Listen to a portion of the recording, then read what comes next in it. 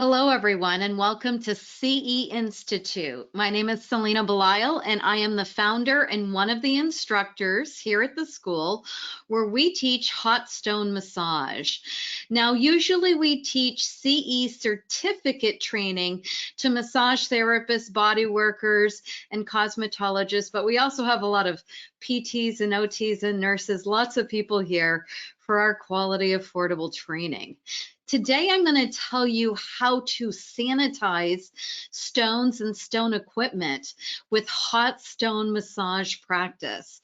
And while I'm recording this during COVID-19, the sanitation procedure is the same whether or not you're in a pandemic. I'm going to give you a couple extra tips of what you can do for COVID practices with your stones to sanitize them. And it's similar to what's already being practiced in the cosmetology and nail tech industries, and we hope that helps. So if you'd like to go back and review the information I'm providing you in more detail, we have this published at Massage Magazine. And their website is massagemag.com. And the name of the article, the title of the article that you can search is How to Sanitize Massage Stones, 7 Steps to Reduce Your Risks Related to COVID-19. Okay, so we know now, this article was published in 2020, and we know now that COVID does not last very long. The virus does not thrive on surfaces. So even though, again, this is written during COVID, there are general sanitation procedures that must be practiced in between each client, whether, COVID was contagious on surfaces or objects or not, okay? So the first thing that you should know is that your stones used typically for hot stone massage are these beautiful black volcanic basalt lava earth materials, okay? And a stone is extremely porous in nature. The basalt lava usually has a very high metallic content in it, which is how it retains its heat and why they're so heavy and why you can't microwave them and so forth. But because they're porous, there's no way to sterilize the stone. Okay, so there will be some bacteria and other pathogens that will remain behind on the stone. Our goal in our sanitation practices is to remove as much physical debris and pathogens from the stone as possible so that it's not like some type of infectious surface that you're massaging your clients with. So the first step that you want to do is you want to unplug the stone warmer and remove all contents from the stone warmer itself. This includes any slotted spoons, oil bottles, fish nets, the stones themselves, and if you use a towel to line the bath warmer inside the heating unit, all of that needs to be removed. Okay, the next thing after you have unplugged your warmer, this is steps 1 and 2. The next thing you're going to do is you're going to start washing the liner of your stone heater unit. It's not just satisfactory to wash all the equipment. You actually have to wash the liner inside your stone warmer because all of the water and stones, their contaminants are now on the liner of the heater, inside the heater as well. I like using things such as grease cutting dish detergent and antibacterial hand soap. These are great alternatives to like professional industrial cleaners. I think those two are just fine and easily available. The next thing you're going to want to do is after you've washed the liner, you will wash all of your equipment individually, okay? So it's not acceptable to just, fill up a sink of soapy water and swish your stones around. I literally take each stone and I have my hands nice and soapy, and I will rub the stone in between my hands and wash each stone. And then I make sure I use sponges.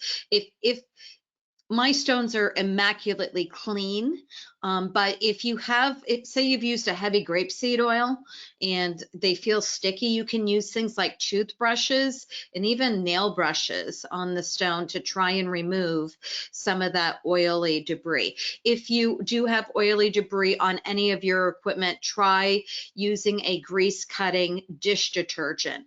That can usually remove any oiliness. You're going to lay all of your equipment out. I usually air dry the equipment after I've washed it. So I'll put a nice clean towel next to the sink and I'll put all of my equipment and I'll just let it air dry there. You can physically dry the equipment and the stones if you wish, but that's your choice. I prefer just air dry.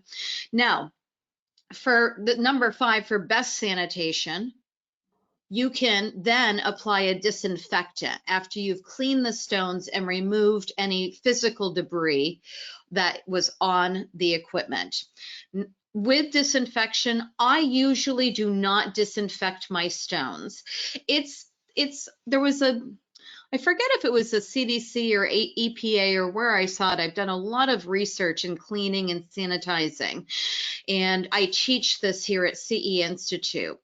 And cleaning alone eliminates, it's something like 94 or 97% of germs, harmful germs that can cause infectious disease.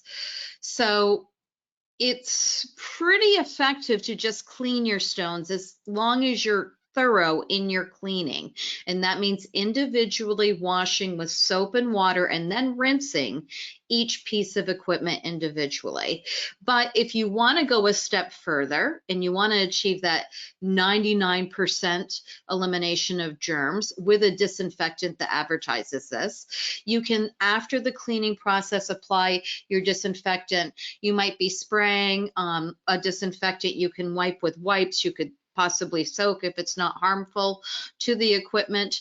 Just keep in mind there's a dwell time with the use of disinfectant, so read the instructions on the manufacturer label of your disinfectant to properly achieve disinfection if that's the choice you want to do.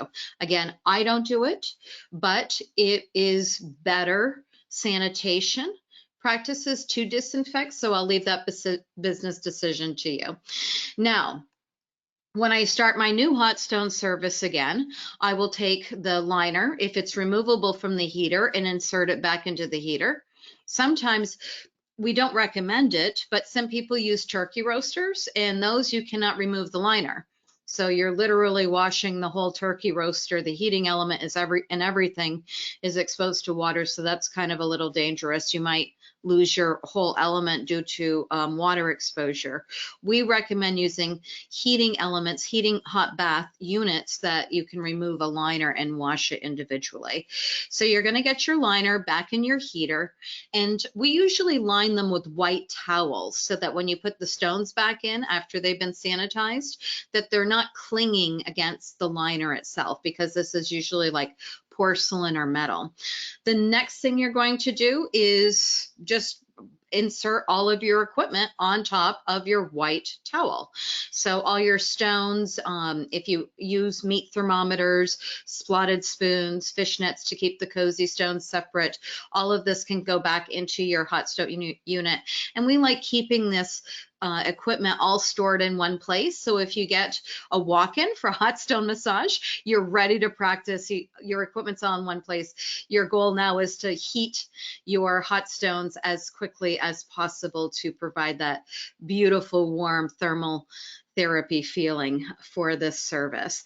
Now, during COVID, we were asked to write how we might go the extra mile in sanitizing stones and stone massage practice for those who are a little bit nervous about, could they acquire COVID from stones being used from one client to the next, say the person was infectious before.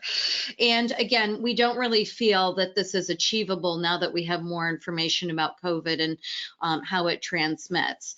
But I will say there are some people out there that would not want a hot stone massage because they don't like the idea of what was rubbed on one person's naked body. That same piece of equipment is going to be rubbed on their naked body. So the way that we address this is we said, hey, you have your placement stones. These are placed on the body, they're immobile, and you usually place those through 2 barriers. Then you have your working stones, okay? The working stones, also known as palm stones, is what you massage your client with. Okay, and these stones touch the client's skin. The placement stones do not touch the skin, they're through 2 barriers, but the working stones do touch the skin. So for some people who are finding that less than desirable for whatever the reason is, you can buy extra working stones and say, hey, I'm going to get 10 working stones just for you, and I'm going to put them in a Ziploc bag. I'm going to write your name on the Ziploc bag, and then these stones will only be massaged on your body. The client can either take them home and bring them back to the establishment every time they want a hot stone massage. They're their stones, or you can keep them at the establishment for them. But if you're going to have stones that are just exclusively for that client, I would pass along the cost. I usually, like 10 working stones might cost about 25 bucks, anywhere from $20 to $30.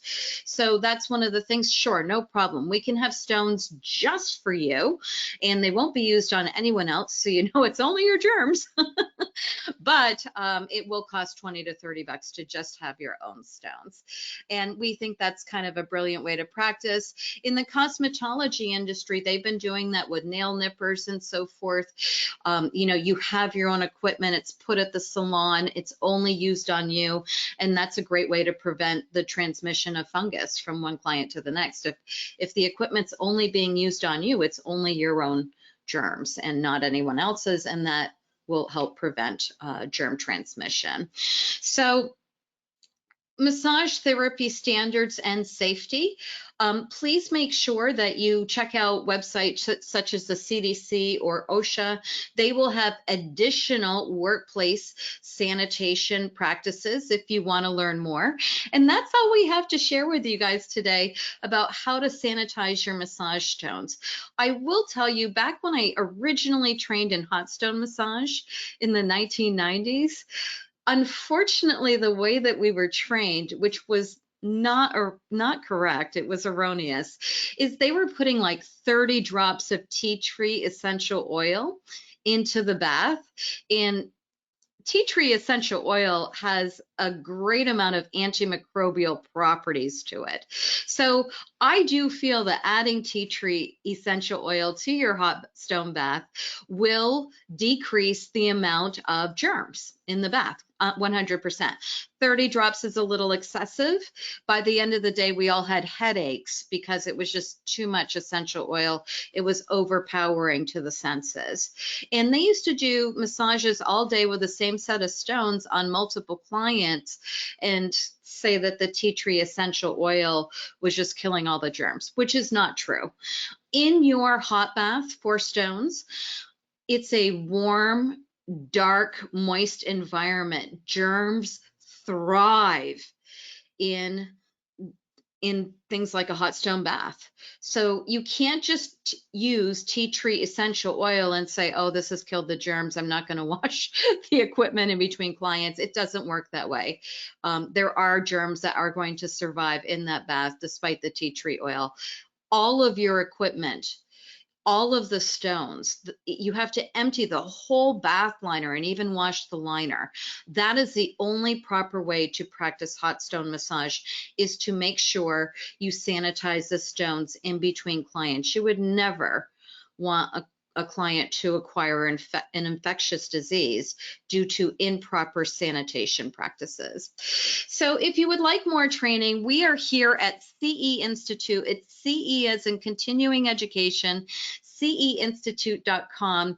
We usually teach the paid CE certificate training. We have it pre-recorded, and we also do live online interactive webinars and live in-person training.